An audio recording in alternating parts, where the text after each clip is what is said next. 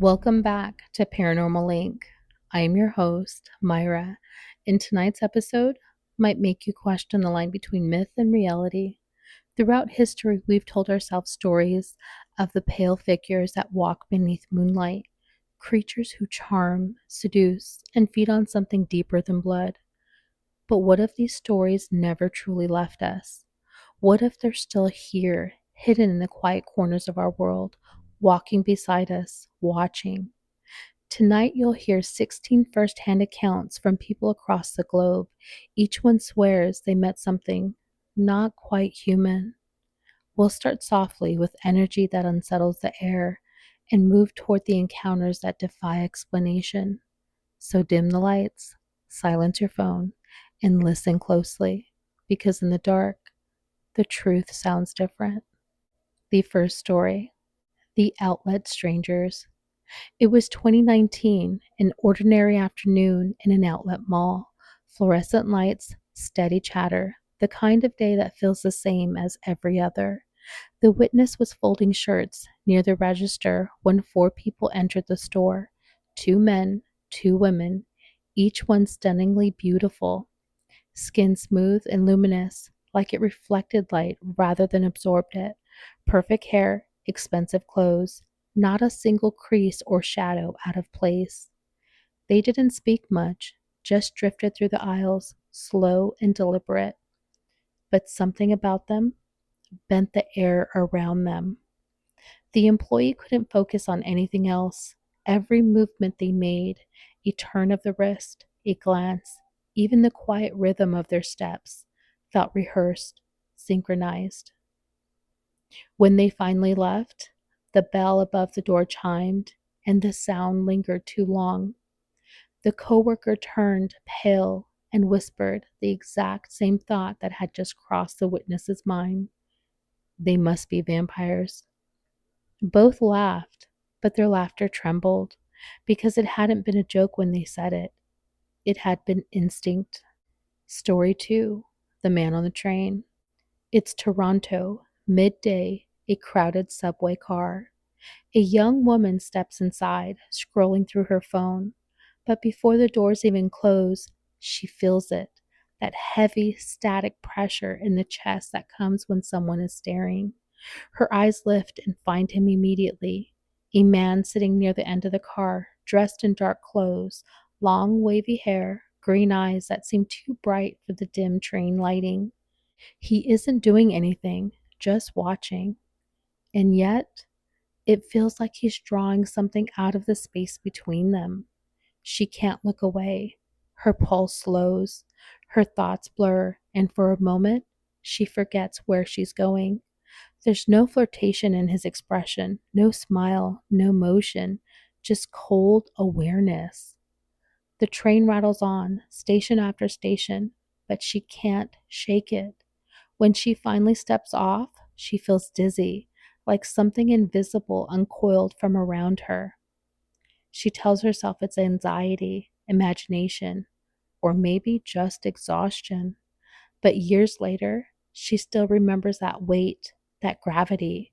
And sometimes, when she rides the train alone, she catches herself scanning the seats for those same green eyes. Story 3: The Club That Drained. It's early 2000s in San Diego, a goth club called Therapy. The bouncer working there has seen it all: the late night regulars, the wild costumes, the theatrics. But one man stood out, always polite, always distant. His name wasn't important, only that he was a vampire. Everyone laughed it off. That's what goth kids did back then, right? But something about him wasn't just talk. People showed up bright and lively, chatting, drinking, and after spending a few minutes near him, they'd wilt, eyes half lidded, skin pale, voices low. The bouncer started keeping track. Every time this man was there, the same thing happened, like someone dimmed the energy of the entire room. The man never touched anyone, never slipped anything into their drinks. He didn't need to. He'd smile slow and knowing, as the crowd around him grew heavy and tired. I watched him for years, the bouncer said, and every time he looked my way, I felt my chest go tight, like he was seeing straight through me, straight through everyone. He stopped working there not long after, but he still dreams of that face, pale, sharp, and ageless, waiting by the club door under the neon glow. Story number 4: The Pharmacy at Dawn. It was just before sunrise, the hour where the world feels half asleep. A pharmacy clerk was opening for the day when 2 customers entered: a middle aged man, heavy set, tired looking, and a younger one following a few paces behind. The older man handled the transaction, and the younger one, well, he said nothing. He stood perfectly still. His skin was almost ghost white, his lips the same color. Hair auburn, eyes black, deep as a polished stone. The clerk couldn't look away. The air felt charged, like before a thunderstorm. The older man kept glancing nervously at the boy, never letting him out of his sight, but never standing too close either. Was he a chaperone? A handler? The clerk couldn't tell.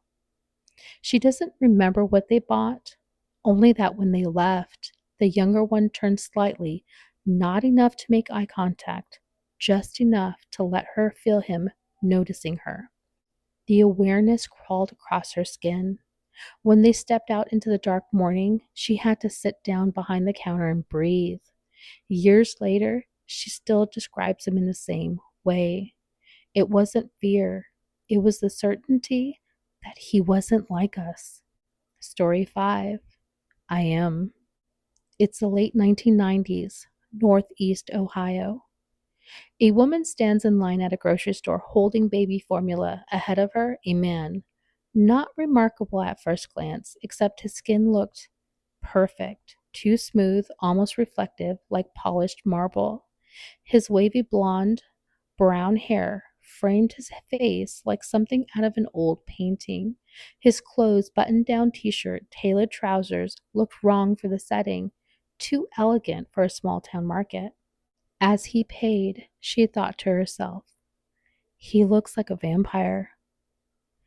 The man turned his head, met her eyes, and with a faint smirk said, I am. Then he winked and walked out. Her husband was waiting in the car outside, watching her through the big glass storefront.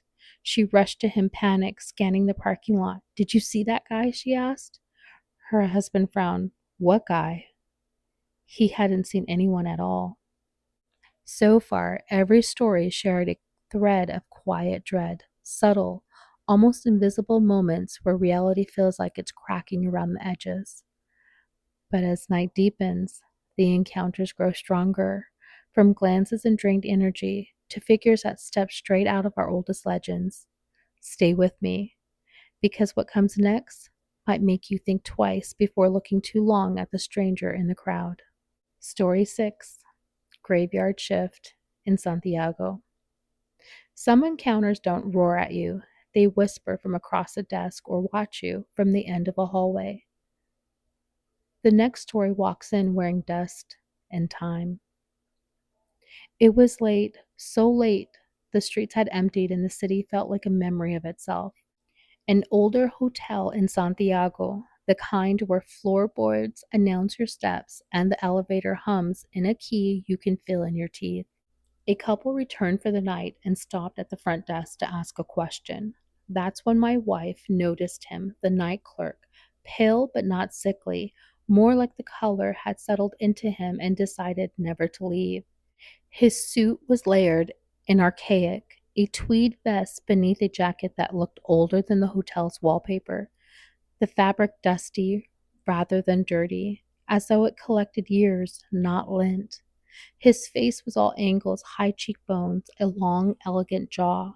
Fine wrinkles cobwebbed the corner of his eyes and mouth, etched there by centuries of politely saying, How may I help you? His hair was medium length, flaxen, and his eyes, her words, not mine, clear blue, not the blue of oceans or skies, but the blue of ice with nothing beneath. She asked her question. He answered, but the words didn't satisfy, like he said the shape of an answer without giving anything away. A reply from another century that technically acknowledged her and yet refused to help. She felt a pull. Fear and curiosity braided together, moth to a flame. She studied his suit stitching, the dust rising when he adjusted his vest, the way he held himself as if time were something that applied to other people. Back in the room, she told her husband, I think the front desk clerk was a vampire. It sounded absurd in the brightness of the bathroom mirror until she turned off the light. That's when the old hotel exhaled, and the thought felt perfectly natural. She still believes it. Some presents pull focus, like gravity given a face. Others unspool the world around them, tugging you out of the crowd into a place where your memory gets slippery. This next story is story 7, and it's the man you can't quite see. It was one of those nights when the lobby is packed shoulder to shoulder, conversations overlapping like waves. She stood there alone, waiting for doors to open with nothing to do but people watch. And then she noticed the space moving, not the man, the space. People parted in a crowded lobby without realizing it, stepping aside while continuing their conversations, as if a ripple passed through the human sea. She tried to see him and couldn't hold him in her mind. She remembers man the way you remember a dreamer's face, never crisp, never complete. A male outline walking through the lobby, and wherever he moved, the crowd forgot to occupy that patch of air. He looked at her. Next moment, no memory of how, the two of them were away from everyone, as though the lobby had folded and left them standing in a quiet crease. He spoke to her in a gentle tone, of an older brother, asked her why she was alone, what risk it was to talk to strangers. His words felt like deja vu. She remembered them as he spoke, like she had already lived that conversation and misplaced it. When the venue doors finally opened, she drifted in a fog, had a good night, went home, and only the next morning noticed the cut, half an inch long, neat, sharp, painless on her arm. Maybe it had been there earlier, maybe not. The sight of it made her eyes try to slide away, like her brain didn't want to focus. Ask her today and she'll say, I don't know if I met a vampire, but I think I did. From the edges of memory to the edge of the park, now we meet an encounter that begins with the dance and ends with the skull buzzing like a hive. Story 8. Do you want to feel my energy? 16 years old, cutting through a local park at night with a friend. The grass is wet, the path slick, and the lamps spaced too far apart. That's when they see her, an Asian woman in traditional Chinese dress, dancing alone on the lawn, sleeves moving like water, steps so precise it feels like she's counting a tempo only she can hear. She stops, sees them, runs right at them, laughing, excited, calling them handsome, saying she's a vampire centuries old. It comes out so bright, so unthreatening, that the boys exchange a look that says, yeah, right, she's high. She turns to one of them and asks, do you want to feel my energy? He says, sure. She lifts her palm and stops a few inches in front of his face. She never touches him. The air between them tightens, and then his entire skull begins to vibrate. A low, bone-deep hum, like a tuning fork struck behind his eyes. His balance tips sideways. The world smears. There's no smell, no heat, just pure force, invisible and undeniable. Moments later, it stops. She lowers her hand, smiles, and the park is just a park again. He and his friend hurry off. He never sees her again. But sometimes when he lays awake too late, he feels a phantom shiver behind his eyes and remembers that hum and the way the night didn't feel empty anymore. Not every predator hunts the same prey. Some are curious, some test the fence, and some walk right up to you, ask a question, and leave you wondering what else lives in the dark. This is story number 9. Do you believe in werewolves? A quiet store near closing. The fluorescent lights buzz like tired bees. A lone customer wanders aisles too long to be browsing. A nondescript man, except for the eyes, a piercing gray blue so pale they almost glow, like frost catching a weak sun. At the register, the cashier offers a harmless small talk. How's it going tonight? And gets nothing but silence. The receipt prints. The man takes a small bottle of water, then pauses and looks up, fixing the cashier in place with those winter eyes. Do you believe in werewolves? He asks, flat, almost amused. Caught off guard, the cashier blurts, no. He smiles. Not warm, not cold, more like the expression a scientist makes right before jotting down a note. Huh, interesting. He walks out into the night. The door closes. The air rushes back into the store as if it had been held outside. Was he a vampire? A wolf? Something else that only checks the fences to see who's paying attention? This story sits in a category we don't have a name for it, but it belongs here because sometimes the monsters announce themselves and wait to see if you'll laugh. Old neighborhoods keep old ghosts, some of them even dressed for the part. Story 10. The Vampire Under the Lights. It's past midnight after a long day at Disneyland. The roads are emptying, the world thinning to headlights and closed storefronts. They're stopped at a red light beside a rail crossing, and their beams reach into a small dirt lot so dark it feels painted on. Something moves. A tall figure becomes a silhouette, then a person as the headlights push back the dark. He's standing facing them, perfectly still. The light takes forever. The tension mounts. Should I run it? He asks. The streets are dead quiet. His girlfriend is shaking her head when the figure starts to walk, a slow, deliberate crossing from right to left like a stage cue. Midway, the man arches his back in a series of quick, unnatural angles like bones clicking into place. He steps under the hard white of the gas station canopy, and the light does what light always does. It tells the truth. The clothes are wrong, dark, old-fashioned, sharp at the shoulders, a silhouette you've only seen in black and white. His head is bald, his skin is chalk, and his ears, both of them, rise long and pointed, arching past the crown of his skull. In the harsh light, every ridge of the cartilage is etched as clearly as a fingerprint. The traffic light flips green as his shoes touch the edge of the gas station shadow. They roll forward, slow, too slow, and pass within a few car lengths. He has his back to them, as if that small mercy was intentional. They both say it at the same time. Did you see his ears? They considered turning back. They didn't. Some images you only need to see once. Later at home, they unlock the door with shaking hands and cross the threshold like they've outrun something. But you don't outrun a story like that, you carry it. You avoid that gas station, and every time you think of old Victorian houses, you picture a figure just like him stepping out from under a pool of light.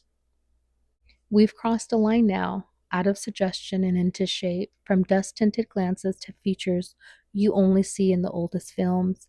And still, the night deepens. This is story 11, The Watford Vampire.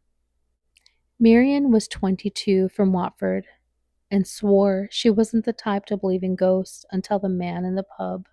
He had long white blonde hair, a pointed nose, the easy charm of someone used to being stared at. His voice carried that smooth, hypnotic European lilt that makes you lean closer without realizing it. He never gave his name. She didn't ask until later she realized that was strange. That night, she dreamed endless dark corridors, whispering voices, a figure waiting just ahead. The next evening, she woke with an inexplicable urge to walk. Her feet led her to the cemetery on Vicarage Road.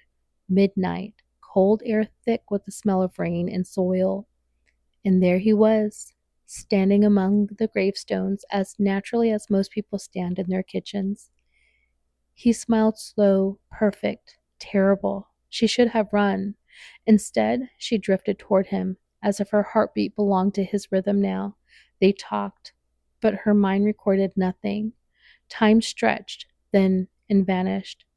Then a surge of panic hit her gut. She mumbled an excuse and fled. In the weeks since, she's found posts online describing the same man, stories dating back to the 1980s, identical features, identical smile. She hasn't returned to the cemetery, but he visits her in her dreams, clearer each time. Marian ends her post with one line: I know what I saw. I met the Watford vampire. Our next witness didn't go looking for monsters. She simply went looking for dinner. What she found was a kind of night that changes how you see every stranger who crosses the street. This is story 12, the San Diego Hunt. It's Gas Lamp District, 2005. She was 19, stationed in the Navy, wandering alone through downtown after sunset. Two men ahead of her walked behind another pedestrian, well-dressed, calm, oblivious. At first, nothing odd. Then she noticed the rhythm. Every few seconds, the pair quickened their pace, closing the distance, like wolves, testing the herd. She muttered under her breath, "What are they up to?" And that was the mistake. They both turned. Their eyes flashed, not with reflection, but with intent. Predatory, golden gray, cold. A primitive alarm went off in her spine. She darted into the nearest open door, a fetish shop of all places.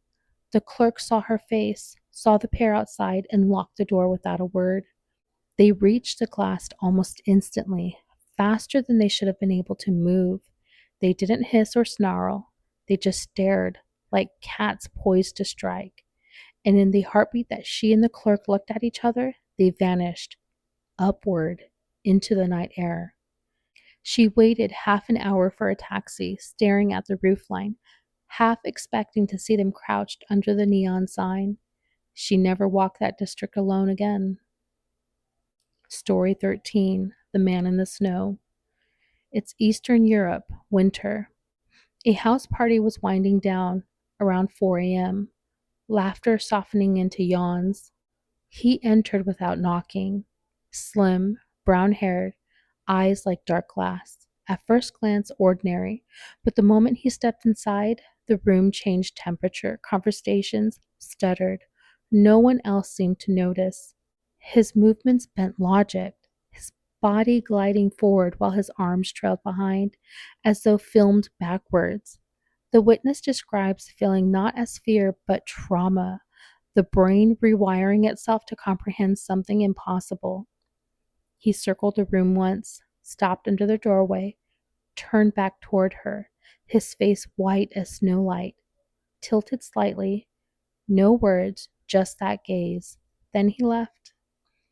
Later, trudging home through the falling snow, she saw him again outside a closed travel agency, leaning against the glass. When he smiled, his mouth was a deep, wet red.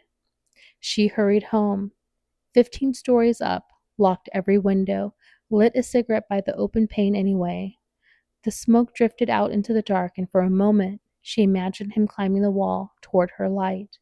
Even now, she says the memory doesn't feel like fear. It feels like an infection that never healed. Story 14, The Old Man Jonas. It's Minas, Brazil. Every small town has a legend. An old man who never ages, eats only raw meat, leaves his house after dusk. Here, they called him Jonas. When the storyteller was 12, he crossed paths with Jonas on the road. "Uncle Jonas," he bluttered, "is it true you're a vampire?" Jonas stopped, looked down with calm amusement. "I wouldn't say I'm a vampire," he replied, "but animals have tasty, nourishing blood." That night, the boy couldn't sleep. By dawn, word had spread. Livestock at a nearby farm, his neighbors, were found drained of blood. It was the same neighbor who had told him that rumor. They said Jonas had lived there for 20 years, unchanged, hair the same, skin unlined. He claimed he had a son identical to him, though No one ever saw them together, and maybe because there was never more than one. Story 15: The Empty Coffin. In a small European village, tradition required that graves be reopened every 5 years to clear space. When the family exhumed the great grandfather's coffin, they found him untouched, skin supple, color intact, as though he had been buried yesterday. 5 years later, they opened it again. This time, it was empty. A decade passed. One afternoon, an 8-year-old girl, his great granddaughter, was home alone when she heard movement in the kitchen.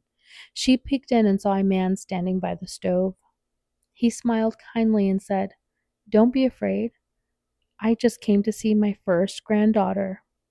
Then he vanished. Her parents returned home and she told them everything. They pulled out the old photo album.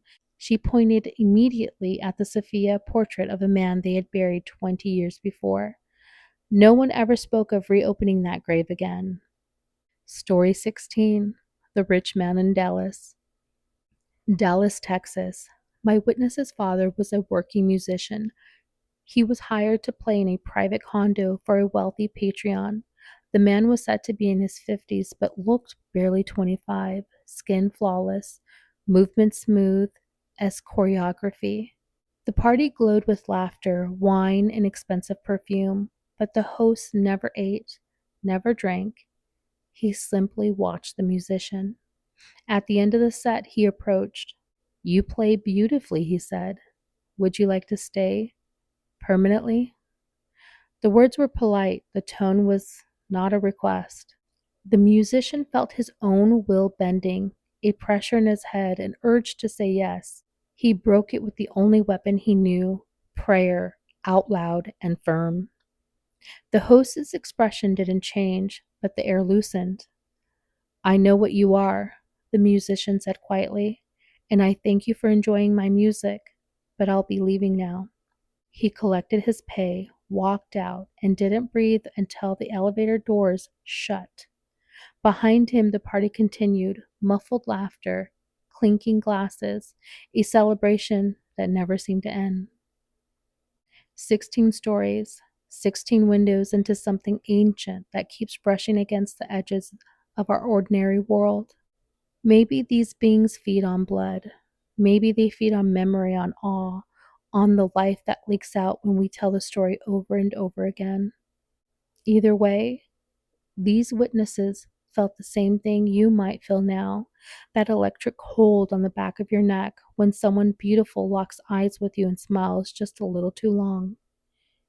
If you've seen something you can't explain, if you've met someone who never seemed to age or felt your energy dim the moment they entered the room, I want to hear from you. Send your story to contact@paranormallink.com or visit paranormallink.com to upload your story, photos, or videos directly for review and submission. Your experience just might be the next voice shared on this show. Until next time, stay safe, stay curious, and remember, sometimes what looks back from the dark already knows your name.